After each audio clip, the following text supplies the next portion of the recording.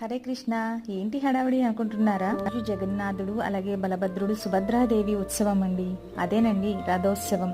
పూరిలో ఈ రథోత్సవం చాలా చాలా అద్భుతంగా జరుగుతుందండి. దాని సందర్భంగానే ఊరంతా కలిసి ప్రతి సంవత్సరం ఈ విధంగా ఉత్సవం అయితే జరిపిస్తారండి ఇక్కడ. దానిలో సందర్భంగానే నేను కూడా ఆ రథయాత్రలో పాల్గొని ఒక చేయేశాను.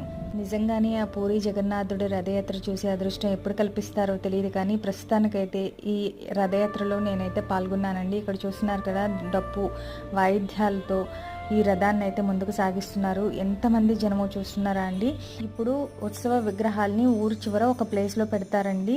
ఇక్కడ 9 రోజులు ఉంచుతారంటండి. అంటే ఈ రోజు ఆదివారం, మళ్ళీ మంగళవారం నాడు వాటిని మళ్ళీ బయటకు తీసుకొచ్చి యథాస్థానంలో పెడతారండి. చూస్తున్నారా, అసలు ఒళ్ళు పులకించిపోయిందండి. ఇంత దగ్గరగా జగన్నాథుడు, బలభద్రుడు, సుభద్రాదేవులను చూసి నా మనసు పులకించిపోయిందండి. మరి మీకు ఈ వీడియో ఎలా అనిపించింది నాకు తప్పకుండా తెలియచేయండి. హరే కృష్ణ.